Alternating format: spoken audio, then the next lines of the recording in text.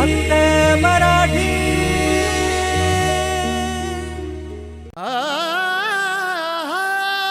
देव पावला। बागेत जाणं म्हणजे काय? मुलांसाठी मेजवानी, घसरगुंडीचा आनंद घ्यायचा, झोपाळ्यावर झुलायचं, हिरवळीवर लोळायचं, नुसता दंगा करायचा। त्यात आई बाबा आणि लाडकी आत्तू बरोबर। पिंकी नुसती हसत होती, खिदळत होती। एरवी तिच्या वयाच्या नॉर्मल मुलांबरोबर तिला खेळता येत नाही। ती त्यांच्याबरोबर खेळायला गेली तर ते तिला स्वीकारत नाहीत, तिची चेष्टा करतात। या तिच्या रोजच्या जगण्यातल्या सगळ्या दुःखांचा तिला जणू विसर पडला होता। आत्ता पिंकी आनंदाच्या शिखरावर होती। पण आयुष्यात जेव्हा आपण आनंदाच्या शिखरावर असतो ना, तेव्हाच अनेकदा दुःखाच्या दरीत कोसळण्याची शक्यता असते। पिंकीच्या बाबतीत असंच काहीसं झालं।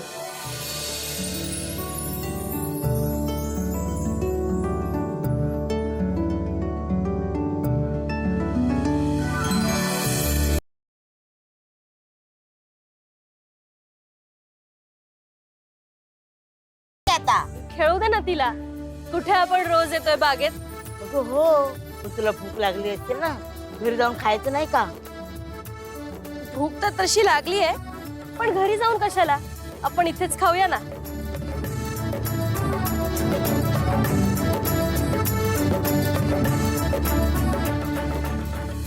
तो बघ तो भेळ आला। तू भेळ खाणार आणि या अवस्थेत?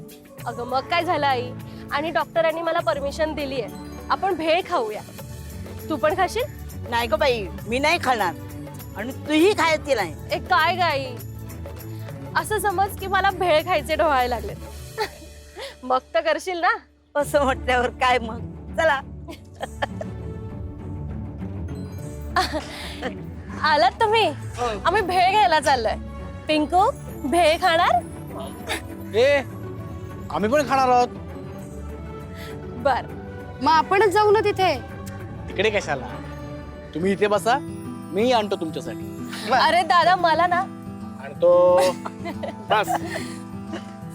उभी राहा। काय अवस्था केली बाई हिनं।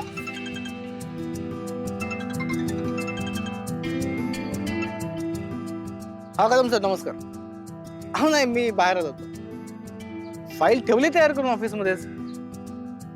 नाही नाही, डेटाबेस कम्प्लीट अपडेटेड आहे। नाही त्या फाईल मध्ये मी त्या सगळ्या गोष्टी अपडेट केलेल्या आहेत सर। ऑफिसचा फोन। आता हा फोन काही अर्धा तास संपणार नाही। चल मी जाऊन भेळ घेऊन येते। थांब ग वहिनी, मी पण येते तुझ्यासोबत। बरं चल।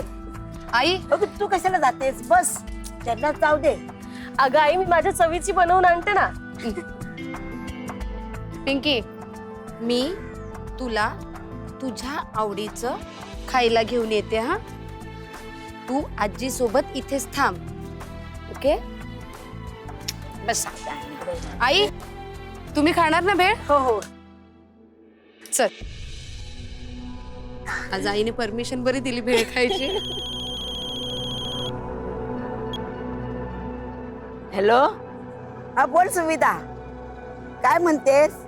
घरी नाही मी ग, अंतराला घेऊन बागेत आलो आहोत आम्ही।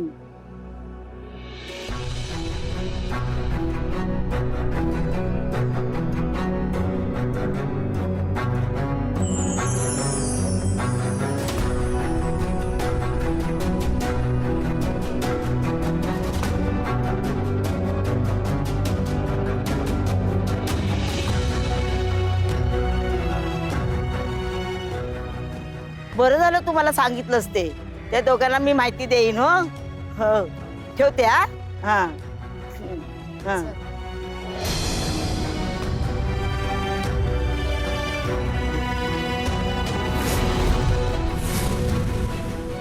पिंकी, आई पिंकी कुठे आहे?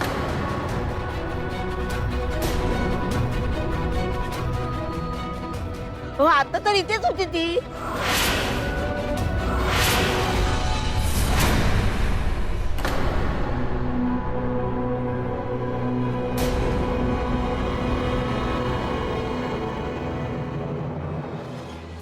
काय झालंय?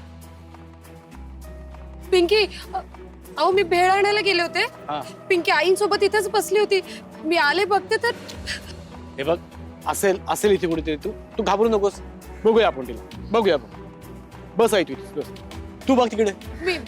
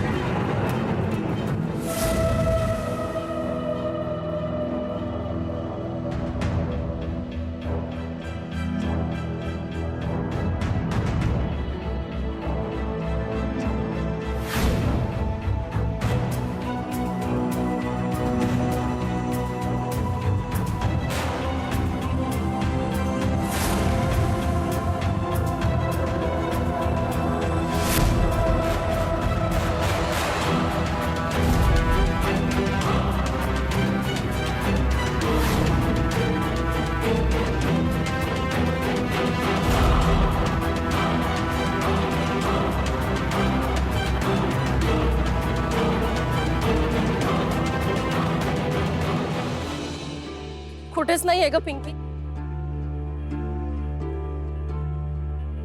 वहिनी, सापडली पिंकी?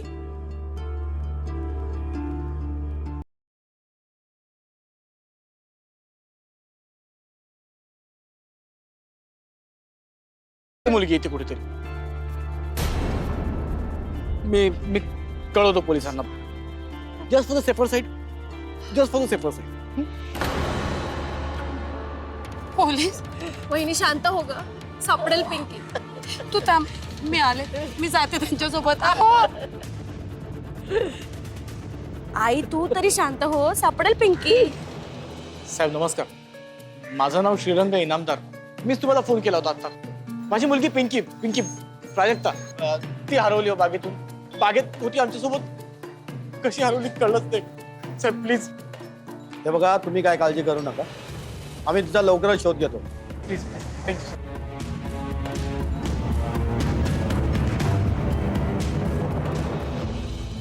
मुंबादेवी, तुझ्या मनात तरी काय आहे?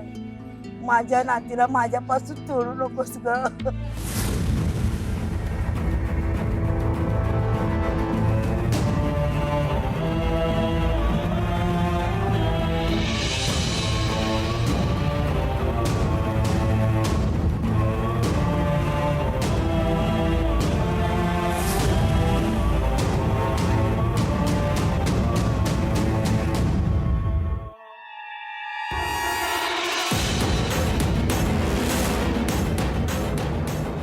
त्यांना वाटत असेल मी मुद्दामून केलं, पण तसं काही नाहीये.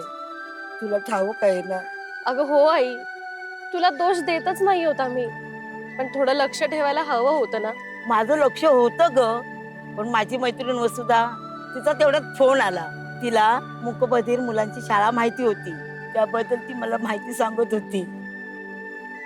मीच तिला विचारलं, आपल्या पिंकीला तिथे पाठवायचं होतं. आई पिंकीला? तू तर तिला प्राजक्ता म्हणतेस ना? हो, पिंकीच आहे ती माझी.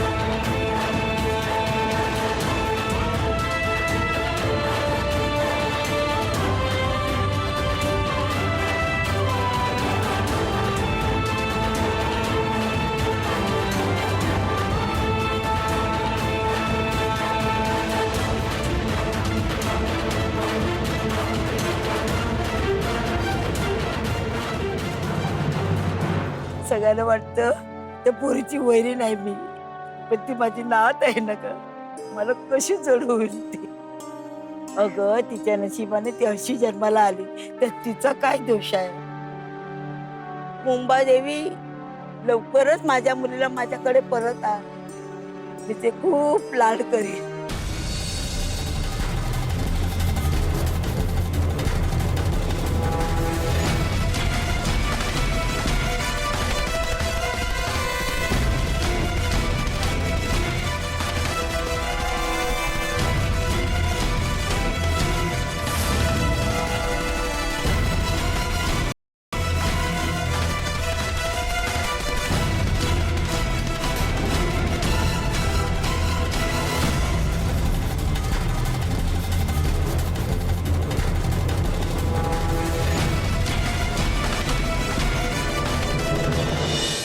आई मुंबादेवी माझ्या लेकीचा सांभाळ कर ग.